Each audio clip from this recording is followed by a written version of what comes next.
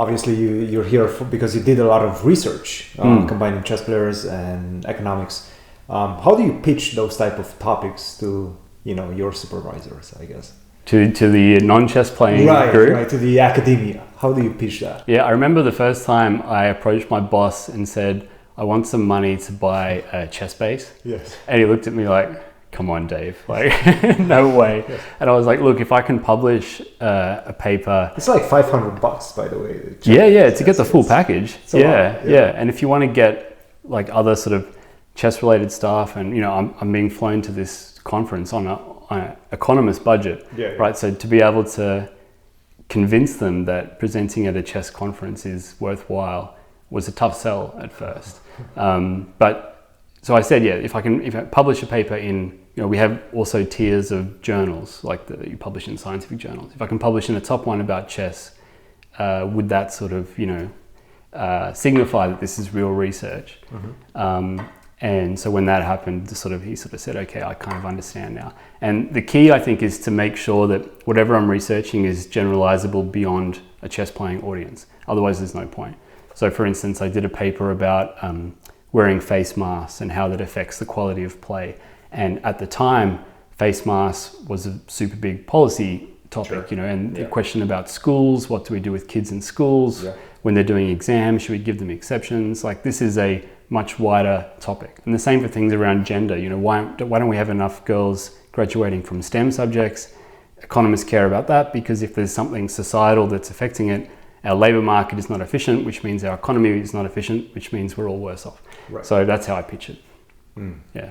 If you have let's say a subject in chess and you make a conclusion there, can you extrapolate to another field? Like to if we're talking about gender, can you say, like, let's say you make a conclusion in chess playing world. Does that help you understand why maybe there are not so many women in STEM? Yeah, sometimes yes, and sometimes no. So the key is to try to make that link as much as possible. And if you can't make that link, then you say, okay, well, this is just one more piece of evidence on a pile now that we have. So for instance, with STEM, a big debate is how much do gender stereotypes and role models matter? Like, if you only see men getting Nobel Prizes, does that trickle all the way down to the girl who's choosing whether to do high school physics or not? That sort of stuff.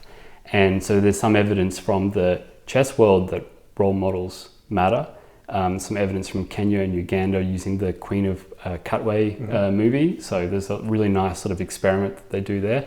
And that's not going to tell us how to get more girls into physics and chemistry, but it's suggestive evidence. We add that to the pile. They've done some other ones around other topics that aren't STEM as well, but where there's a big sort of gender gap. And we keep adding those together. And then at some point you start running experiments that have picked up things that have worked in one field into another field. And if they work there as well, then you say, okay, now we've got a lot of evidence. Let's roll this out. That's kind of the idea. This sort of makes me think about Judith's recent comment about not needing women's titles. Just because you're setting up a low ceiling for female players. Did you do any research in that regard? Do you think we should abolish female titles? I've done a little bit around this topic in general, so around gender, and I'm doing more at the moment. That specific question, it's like, it's a tricky one. Touching it is tricky, yeah. Jude and I have had a conversation about this as well. It's something that she feels very strongly about, but her opinion should be given a lot of weight, but a lot of her opinion is coming from her lived experience. Her lived experience is very valuable because she made it to top 10 in the world, but it's also, strictly speaking, very limited number of data points. That's not to say that she's not right. It's to say that it's not enough evidence for us to overhaul things. So at the Olympia, they actually had a conference there that she organized where I spoke about a bunch of topics, and gender was one of them. And I said, look, for all these things, I'm not going to come in and say yes or no. I'm going to say, let's run the experiment. And people are often, a bit put off by the idea of running experiments, but they're not that difficult to do. So you can imagine a setting where you're already running a chess in schools program, and say it's a big one. You've got like 200 kids. Maybe you've got 100 girls, for example.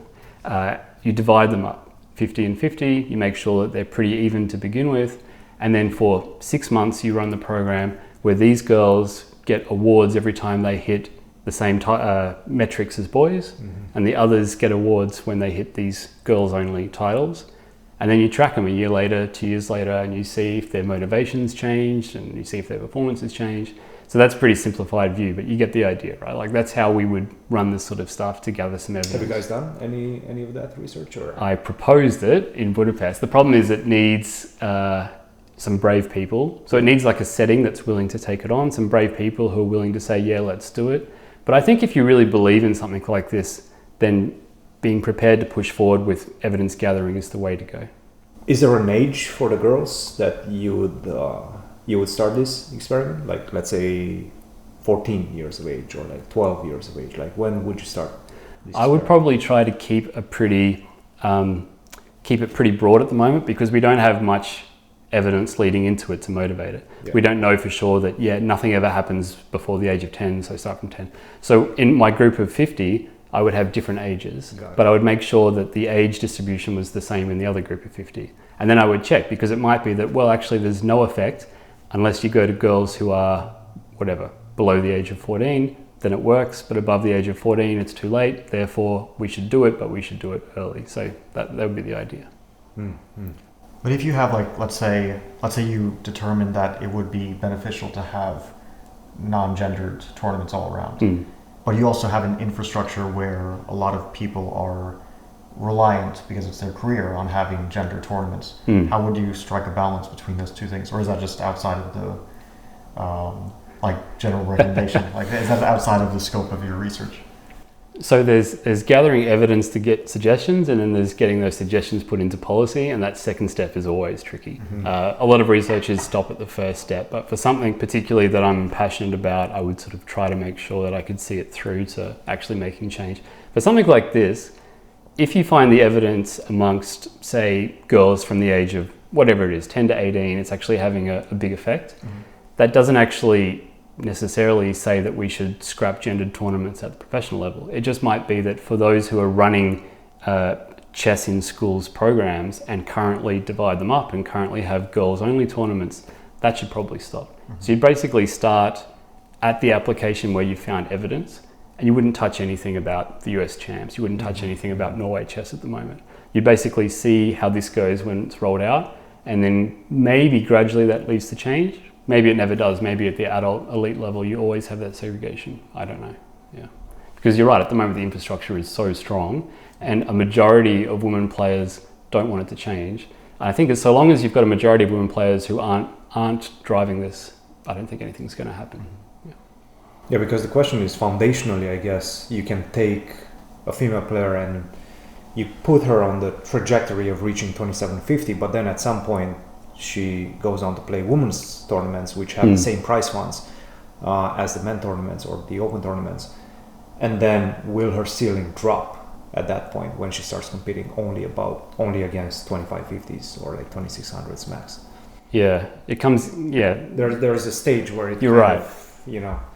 Challenges, these two concepts challenge each other, I guess. Yeah, but there's sort of this broader question that people say, why don't we have women in the top 10 anymore? Why isn't there another Judith? Why do we only have one woman in the top 100? I don't think that the gender segregated tournaments would explain much of this at the moment. So it's a very complex issue. There's a multitude of factors. There are very smart people who are working on this. I think it could have some effects, particularly in terms of the participation, the fact that we don't have as many girls, particularly at the age of 17. There's a huge drop off. At 17, okay. Yeah, so boys also drop off, but girls drop off much more at a higher rate. And that's a bit surprising. That's right before college, more or less. Yeah, and it's right about the time that you go from being in your girls team at school and girls tournaments to having to make the effort to go to an open adult club where you might be the only woman in the room. So I'd imagine that there's something around that sort of change that's affecting the participation quite a lot. But just saying we're going to scrap women's titles, I don't think that's going to immediately, or even in the next 5-10 years, see another woman get into the top 100. I don't think that's a big part of the story. Yeah, that makes sense. No, I mean, you see it like in US chess, definitely that, like in the U.S. Championship, a lot of the women who are very strong, they tend to focus more on their academic career, while the guys mostly focus on chess, or it's more mixed at least. Okay. So there's it could also be U.S. culture. Yeah. But there's definitely that like very visible difference in approach to professional chess. Yeah. I would say from US players, even the guys mostly gravitate towards like going into college. Like I know because as a recruiter for my university, I barely can get any American players. Like at that point, at 18 years of age, if they're grandmasters, they can already go to Ivy League schools, and they usually choose to do that rather than continue focusing on chess. And if they do focus on chess, they sometimes combine that with like a university degree as well. Yeah. I think as a good economist, we care about inefficiencies more than anything else, not about what we think people should do, but just are things efficient or not. So if there's an American teenager who's quite good at chess, but ends up going to college and becoming a whatever, it could be that was just the best decision for him. Yes. And if that's the best decision for him, there's no reason for us to get in and change things. It'd be good for the chess world, but not necessarily for him. For sure. Yeah. But they go to Ivy League schools and they become extremely successful in other fields. But if we have a 17-year-old girl who would love to be a professional chess player, that's what she wants to do. But there's something else, like some societal, cultural, whatever it is, which means that she's not doing it. Not because she doesn't want to, but because of the situation. That's inefficient. Because she should be a chess player, she wants to be a chess player, something's stopping her. So that's where we come in and say, okay, can we find out what it is, and then how do we change things? Very cool.